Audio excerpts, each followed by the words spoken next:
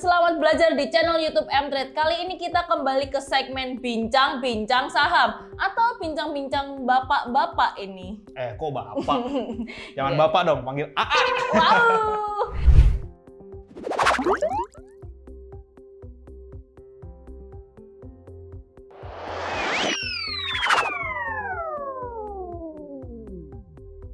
Kembali lagi bersama saya Merlin dan juga Mas Surya yang akan menemani saya di sini untuk bincang-bincang saham. Ya kali bincang-bincang saham ngomong sendiri, kan harus ada temennya, ya nggak Mas Surya? Bisa juga sih monolog gitu bincang-bincang sahamnya. Sedih sekali tambah jomblo dong. Mau dapat bimbingan intensif belajar saham dan referensi? Bisa tanya jawab secara intensif? Yuk, daftar Mtrade sekarang di mtrade.id/whatsapp atau klik di bawah sini ya.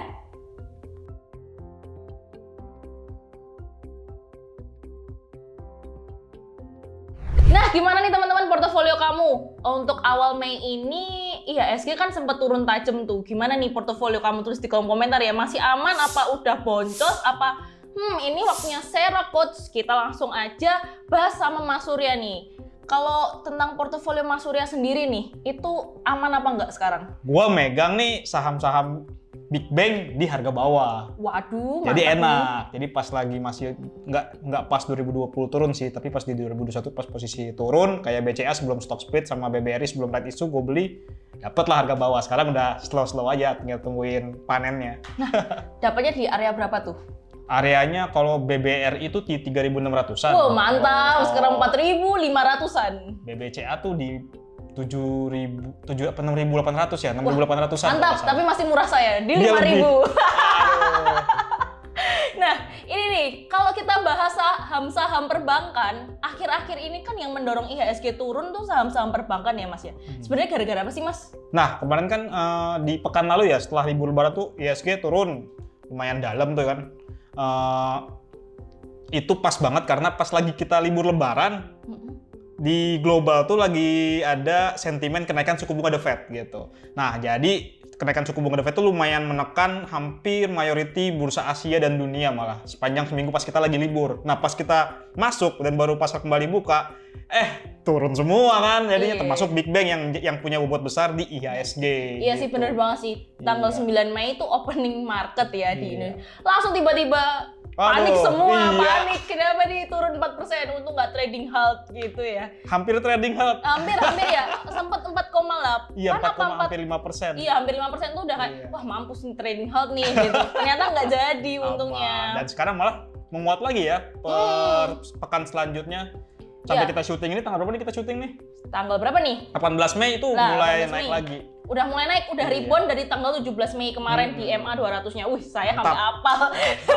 Sampai apal nih untuk saham-saham perbankan sendiri itu sebenarnya masih cukup bagus ya Mas ya untuk kita hold untuk investasi atau untuk trading sebenarnya. Tapi kalau kita mau lihat nih Mas, untuk view dari perbankan sendiri itu masih cocok nggak sih kalau kita mau entry sekarang gitu tuh? Maksudnya kalau secara PBV, secara valuasi gitu tuh sebenarnya masih bagus nggak sih Mas? Kalau menurut Mas Surya nih? Ini gua hasil ngobrol-ngobrol sama tim analis Mtrade-nya yang kece-kece ya. Kalau dari data-data yang udah kita himpun sih kemarin tuh secara valuasi untuk Big Bang-nya rata-rata tuh udah di atas rata-rata 5 tahunnya. Cuma ada BBRI yang harganya lumayan fair value dibandingkan dengan rata-rata 5 tahunnya gitu sih kalau dilihat dari secara valuasi ya. Cuman kalau dilihat dari apa ya? Apa coba? Apa ayo tulis di kolom komentar. Cuman kalau dilihat dari prospeknya, justru bisa jadi masih ada sentimen positif nih. Kayak misalkan kan sekarang inflasi di Indonesia kan katanya mulai naik nih ya. Kalau sampai nanti tembus misalkan entah itu 3,5-4% gitu, mungkin BI akan menaikkan suku bunga. Nah, pas kenaikan suku bunga itu justru bisa jadi sentimen positif untuk Big Bang. Ngomong nih Mas, inflasi di Indonesia tuh udah 3,47% kan. Udah sesuai target dari BI, kalau inflasinya 3,5 itu ada potensi dia akan naikin suku bunga. Nah, ini kan udah 3,47 tuh. Kalau di bulan ini udah 3,5% kan. Nah, ini tuh sebenarnya ngaruh nggak sih sama saham-saham perbankan, Mas? Kalau inflasi suku bunganya naik? Tapi 0,3% tuh kalau inflasi gede sih, nggak Oh cuma iya sih. sih. Kalau dibulatin langsung 3,5%. Beda sih. Ini karena setiap hari 0,03. pegangannya saham ya, 0,3% tuh cuman fee. Iya. Tapi kalau ke Big Bang sih efeknya justru mungkin kalau misalnya suku bunga BI naik ya, itu lebih untuk jangka pendeknya positif. Soalnya kan Big Bang ini punya rasio dana murah. Rasio dana murah tuh produk tabungan sama giro yang bunganya kecil. Tapi dia bisa operate tuh ke kredit yang bunganya lebih tinggi, jadi disebut dana murah gitu. Nah, porsi dana murah Big Bang ini gede-gede gitu. Kayak misalnya BCA tuh sekitar hampir di atas 50% lah BCA dan BRI. Artinya ketika suku bunga naik, mereka dapat net interest marginnya lebih tinggi juga gitu. Karena Bener-bener. kreditnya masih tinggi dan sedangkan bunganya bunga kasanya masih murah gitu kan. Berarti ya udah marginnya lebih naik untuk jangka pendek sih seperti itu. Kemarin juga aku dapat insight nih dari coach di M3 juga, coach Tasya. Ini mengenai saham BBRI, tambahan aja nih teman-teman nih saham BBRI. Kenapa sih tadi kan Mas Surya sempat singgung tuh CASA sama dana pihak ketiga sama kredit lah. Jadi suku bunga ini akan mempengaruhi kedua hal tersebut ya, pendapatan dari perbankan ya Mas ya. Nah, kalau BRI ini lebih fair sih teman-teman karena depositonya besar juga dan juga kreditnya juga besar karena target marketnya UMKM kan. Nah ini tuh yang paling, sebenarnya bukan yang paling sih, tapi yang berprospek bagus kalau suku bunga tuh naik gitu, karena dia nggak terlalu berpengaruh signifikan lah istilahnya gitu di dalam kenaikan suku bunga ini. Jadi kalau misalkan kan kalau banyak secara teori kan suku bunga naik, permintaan kredit langsung turun lah ekspektasinya gitu kan. Cuman kan di sini kita harus lihat juga ketika suku bunga kredit naik, bagaimana kondisi dunia usahanya. Jika kondisi dunia usaha misalkan dari segi PMI manufaktur masih ekspansi, berarti korporasi-korporasi juga nggak akan nge-stop dulu ekspansinya gara-gara suku bunga kredit naik gitu. Justru mereka akan tetap kredit sesuai dengan rencana. Jadi suku bunga kredit bukan patokan demand langsung turun, nggak gitu. Itu butuh proses cukup panjang. Apalagi kalau misalnya cuma naik 25 BPS itu ngefeknya seberapa sih gitu. Kecuali tiba-tiba udah naik dari 3,5% jadi 7% gitu, itu baru efek gede. Efek banget gitu ya. sih. Jadi positif. Kalau ini nih Mas, kalau kita ini perumpamaan aja ya teman-teman. Kan udah masuk tuh di bank, masuk di bank kan udah masuk kredit kan. Terus tiba-tiba bunganya naik, itu ngaruh nggak? Kreditnya jadi ikut naik juga bunga kreditnya. Ini kredit apa nih? Kredit di bank, semuanya saya nih. KPR atau apa? Oh gitu, beda-beda ya Mas ya? Kalau yang korporasi, jujur gue teknisnya nggak terlalu paham karena bukan bagian keuangan. Bagian ya, cuman ini omong-omong aja kan, namanya juga omong-omong. Kalau KPR itu ketika suku bunga naik, dia kan ada bunga floating, bunga mengambang. Floating, bunga floating itu langsung naik. Sedangkan bunga deposito itu bakal naik sesuai tenornya. Ketika misalkan kita punya tenor 3 bulan, misalkan bulan Mei, tenornya habisnya di bulan Juli. Nah, ketika suku bunga naik di bulan Mei, itu nggak langsung naik suku bunga depositonya, baru naik di bulan ketiga karena tenornya baru habis di bulan ketiga gitu. Jadi ada delay gitu. Nah, delay itulah yang bikin nanti NIM industri bank secara overall, nggak Big Bang aja, bakal naik. Oh, I see. Ini saya sebenarnya mau KPR sih, jadi tanya Mas kayak gitu. Nggak. Kalau KPR lebih ke floating sih. Iya. Kalau yang fix paling kan cuma tahan 2 tahun ya, misalnya fix 2 atau 3 tahun, habis itu baru floating. Iya. Jadi sebenarnya nggak bisa fix sampai akhir. Kecuali kalau lu ambilnya KPR syariah, itu KPR syariah dari awal sampai akhir udah fix, karena dia pakai akad lah, jadi nggak boleh fluktuatif gitu sih. Oh iya, I see. Berarti ambilnya pakai syariah aja. Kok jadi promo KPR ya? Kalau jadi kita promo KPR ya, maaf ya teman-teman ya. Ada netizen yang tanya, apa IHSG turun ini karena ada fenomena sell in May and go away nih Mas Surya? Menurut Mas Surya gimana sih? Padahal di bulan Mei tuh bos kita ulang tahun ya? Nah, bos kita ulang tahun dan juga ada promo ulang tahun bos kita. Mei 20, langsung aja ke mtrade.id/WhatsApp, lalu ketik Mei 20. Ya. Nah kan kalau kita lihat sejarahnya sell in May and go away ini kan berasal dari luar ya sebenarnya. Kayak misalkan ada 2 versi nih dari Inggris. Jadi di Inggris tuh ada budaya ketika di bulan Mei ini mereka banyak yang keluar Inggris. Kenapa? Karena di Inggris panas banget dan mereka tuh baru balik di bulan September habis liburan. Nah di September tuh ada sebuah perayaan, lalu bisa baca di artikel M-Trade, di aplikasi M-Trade yang judulnya nanti ingetin gua kasih ya. Iya. Nah di situ pas bulan September mereka kembali ke Inggris. Nah pola ini disesuaikan kayak di sana ketika bulan Mei orang pengen liburan, ya udah akhirnya pasar saham banyak yang melakukan aksi jual juga gitu, take profit gitu. Itu baru versi yang satu. Versi yang kedua tuh dari Amerika. Jadi kan dulu kan sektor di Amerika itu kan yang paling gede bobotnya pertanian. Nah pas pertanian itu kan punya siklus musim ya. Nah pas musim-musim tertentu tuh membuat di bulan Mei sampai Oktober tuh kayak trennya jadi sentimen negatif untuk si sektor pertanian. Jadi ada tren turun di situ. Cuman kan lambat laun ada perubahan rotasi sektoral ya. Jadinya sekarang tuh sektor keuangan. Tapi di sektor keuangan juga ada siklus. Di bulan April tuh bayar pajak sama yang intinya setiap bulan April tuh banyak aksi beli, nanti di bulan Mei jual. Jadi ada kesan di bulan Mei ini pada jual. Walaupun secara umum di IHSG juga di bulan Mei historicalnya koreksi juga koreksi ya. sih. Tapi kalau menurutku sih nggak terlalu berpengaruh ya, karena kalau nggak salah tahun 2020 apa 2021 ya itu di Mei cuman koreksi bentar doang kok, cuman 3 atau 4 hari gitu. Tapi memang di 2020 apa 2021 ya itu emang pergerakan IHSG itu sideways gitu Mas. Jadi kayak koreksi aja cuman 1%, 2%, dan kemarin tuh emang benar-benar terkejut banget ya. Pasti teman-teman juga terkejut kan. Kenapa IHSG bisa turun 4% gitu. Hari pertama Waduh, lagi langsung sell in Mei nih gitu iya, kan. langsung pada sell in Mei pada 9 Mei. Tapi kan nggak mungkin 30 hari jual terus kan. Iya, Masa nggak ada yang beli. Nggak setiap market turun tuh bakal turun terus, naik terus, pasti akan ada konsolidasi atau kembali reversal. Mau tahu reversal dari saham-saham yang potensial, langsung aja ke aplikasi MTrade ya Mas Surya. Langsung ada rekomendasinya, dapat trading signal real time. Iya, dan juga ada analisisnya lengkap kap gitu. Iya. Tapi Mer kan lu jago banget ya teknikalnya nih. Iya nih. Bisa nganalisis bagaimana proyeksi dengan pattern-pattern serta indikator. Iya. Kalau lihat Big Bang ini kapan ya kita bisa titik belinya kan? Kalau teknikal kan kita bisa tahu ya titik best price-nya gimana nih. Gue pengen tahu nih. Bagus nggak sih sekarang? Nah, kalau teknikalnya nanti kita bahas bareng-bareng ya Mas ya. Tapi kalau secara gamblang atau umumnya nih, secara teknikal ini tuh Bang Big Caps tuh menarik Mas. Soalnya baru ada di support nih. Baru ada di level-level supportnya. Nanti di level support berapa nanti aku kasih tahu. Makanya jangan di-skip videonya, tonton sampai habis ya. Mas Surya juga tonton sampai habis nanti videonya. Kita support. Iya, kita support ya. Mer kan 2 tahun terakhir ini rame bank digital nih. Nah, kalau lu disuruh milih Big Bang atau bank digital, apalagi Arto ke 7.000 loh nih, dari 18.000 ke 7.000 loh. Gila sih Arto emang ya, dari 18.000 ke 7.000 udah berapa persen tuh Mas? Gila. Banyak banget. Nah, ada yang nyangkut nggak kamu? Ada yang nyangkut nggak nih? Ayo lo tulis di kolom komentar nih. Nah, kalau aku sih tergantung strateginya ya Mas ya. Kalau emang buat investasi, aku lebih pilih Big Bang pastinya, karena lebih aman.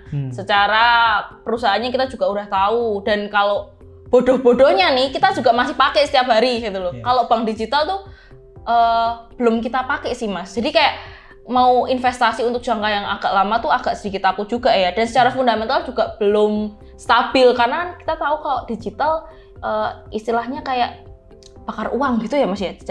Iya sih. Kayak misalkan si Arto atau BBYB itu kan dia lagi gencar-gencarin bunga deposito gede kan 7%, iya, 8% di atas LPS. Blue juga loh, Blue. Iya, Blue juga. Tapi Blue, belum IPO sih. BCA Digital. Nah, kan kalau misalkan mereka ngasih bunga gede berarti cost-nya gede juga. Iya, benar. Iya. Nah, itu dia istilahnya baru bakar uang. Jadi kalau buat investasi mungkin kurang cocok ya. Tapi kalau untuk trading mungkin menarik, nanti kita bahas aja Mas secara teknikal bareng-bareng kali ya. Bisa. Tapi kalau gue tetap Big Bang juga sih, tertariknya sih. Tetap Big Bang ya? Iya. Cuman kalau Arto di bawah 1.000 gue beli deh.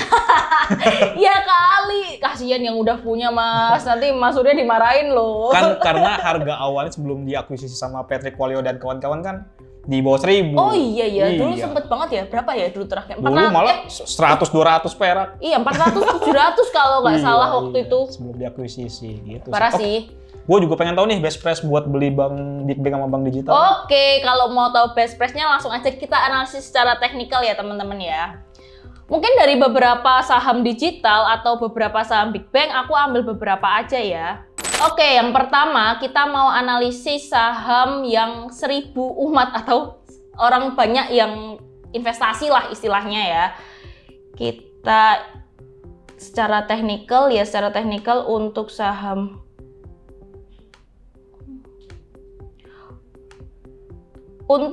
BBCA nih teman-teman, secara teknikal ini cukup menarik ya, karena kalau kita lihat masih ada di area supportnya nih. Supportnya ada di mana? Supportnya ada di area MA200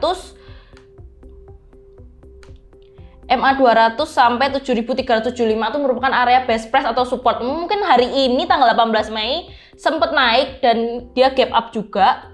Ada tail juga, di sini ada potensi dia akan kembali menguji area resisten 7.600-an, dan nanti kalau kembali ke area 3.000-an atau ke area 7.350 teman-teman bisa lakukan cicil beli kembali. Kalau teman-teman yang udah punya buat investasi, udah punya harganya 7.000 atau 6.000 kayak Mas Surya, better teman-teman wait and see dulu aja, tunggu di area-area supportnya untuk kembali cicil beli. Dan kembali lagi saya ingatkan untuk saham-saham yang kita bahas di sini sifatnya untuk edukasi ya teman-teman ya, disclaimer juga ya. Oke, selanjutnya kita akan bahas saham BBRI. BBRI ini juga cukup menarik secara teknikal. Oke, secara teknikal dia ada potensi akan kembali ke area 4.200-an.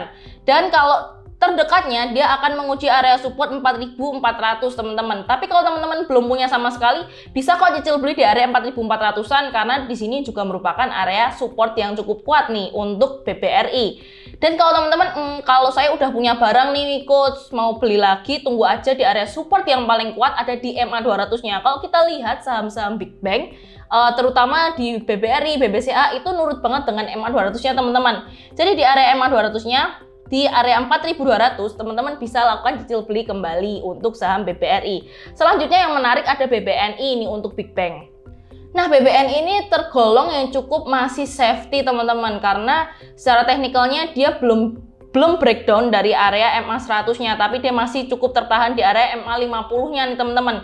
Berarti istilahnya dia masih cukup kuat. Apakah ada potensi dia akan menguji MA 200-nya kayak saham BBCA BBRI? Ada potensi nih teman-teman. Jadi kalau teman-teman udah punya mungkin untuk cicil beli investasi, bisa tunggu di area 8.000 atau di area 7.800-an untuk cicil beli investasi ya. Tapi kalau teman-teman mau trading, better tunggu dulu, wait and see dulu di area crossing up di 8.800-an. Ini merupakan area yang cukup oke karena dia berada di area support atau resisten yang sudah menjadi support gitu di MA 20-nya. Ini juga biasanya nih saham-saham yang berada di MA 20 ini cukup menarik gitu ya. Oke, selanjutnya kita bahas saham-saham digital untuk perbankan digital. Ada Arto yang tadi Mas Surya sempat bilang kalau harganya dari 18.000 jadi 7.000. Dan untuk saat ini MTED emang Arto ini masih kita gunakan untuk strategi swing atau untuk scalping aja teman-teman. Tapi untuk investasi kita belum merekomendasikan karena secara fundamental kembali lagi tadi kita udah bahas bahwa fundamentalnya belum cukup stabil untuk kita bisa entry. Dan dalam technical kalau kita mau trading kan juga nggak oke karena dia masih dalam fase downtrend. Kalau kita lihat MA-nya, moving average-nya juga berada di area yang ada potensi kembali turun gitu untuk Arto. Jadi better skip dulu untuk saham Arto ya. Terus belinya kapan nih coach? Belinya tunggu ada reversal. Dan kalau kita lihat secara volume, dia belum cukup liquid ya teman-teman ya. Belum cukup stabil juga buat kita bisa entry. Selanjutnya yang terakhir yang teman-teman dulu sempet pasti cuan ratusan persen, MT juga pernah cuan ratusan persen di saham BBYB. Untuk saham BBYB ini udah masuk dalam fase downtrend juga. Tapi kita lihat secara likuiditasnya atau volumenya masih cukup menarik dibandingkan saham Arto tadi ya. Kalau kita lihat di sini dia udah breakdown dari area MA 200, MA 20, dia udah breakdown dari MA kuatnya dan ada potensi kembali menguji area 1020. Hah? Area 1020 tuh kan jauh banget. Iya, ada potensi karena dia saat ini kembali berada dalam fase downtrend. Jikalau nanti dia breakdown dari area support sideways-nya saat ini, di area sideways-nya di 1100-an, kalau dia breakdown berarti dia akan kembali menguji area support yang kuat 1020. Jadi kalau teman-teman mau trading, better wait and see dulu aja. Kalau kita lihat juga volumenya udah mulai kecil, artinya udah mulai akan ada tekanan jual yang cukup gede juga nanti akhirnya. Jadi kalau mau beli BBYB atau Arto, better wait and see dulu ya teman-teman ya. Pantau aja di real time M-Trade, nanti kita akan kasih tahu stock pick atau rekomendasi saham lainnya yang menarik gitu. Nah itu tadi Mas Surya sedikit tentang technical saham-saham Big Bank dan juga digital. Dan kesimpulannya nih Mas Surya dari perbincangan kita yang panjang ini, dari bahas KPR, bahas apa banyak sekali. Intinya kalau mau investasi di saham perbankan masih cukup potensial nih teman-teman, tapi tunggu di area-area supportnya untuk cicil beli. Dan untuk trading mungkin di saham-saham Big Bank masih cukup menarik juga di area-area supportnya, tapi kalau untuk digital kita wait and see dulu aja sih ya Mas ya. Kalau kita lihat tadi secara teknikal juga agak ngeri-ngeri sedap juga ya kalau kita mau entry sekarang. Jadi Kalau teman-teman mau masuk atau mau tahu sih di mana level beli atau di mana level jual yang pas sih untuk trading dan investasi, bisa langsung aja ke aplikasi Mtrade, download aplikasi Mtrade dan jadi user VIP Mtrade karena di sana kita kasih analisa saham dan juga rekomendasi saham yang real time, teman-teman. Gitu. Jangan lupa download aplikasi Mtrade ya. Download sekarang juga. Iya, karena kalau di kondisi market kayak gini, buat teman-teman yang pemula, ini pas banget momentum yang pas untuk value investing atau belajar untuk investasi. Karena dapat saham-saham yang diskon. Kayak BBCA 7.200, kapan lagi tuh? Teman-teman jangan nyesel besok kalau BCA udah 8.000. Teman-teman udah pasti ketinggalan kereta, istilahnya gitu kan ya Mas ya. Jadi maka dari itu, teman-teman langsung aja ke aplikasi Mtrade. Sekarang juga. Oke. Sekian dulu video dari Mtrade. Saya Merlin. Dan saya Surya. Bye-bye. Bye-bye.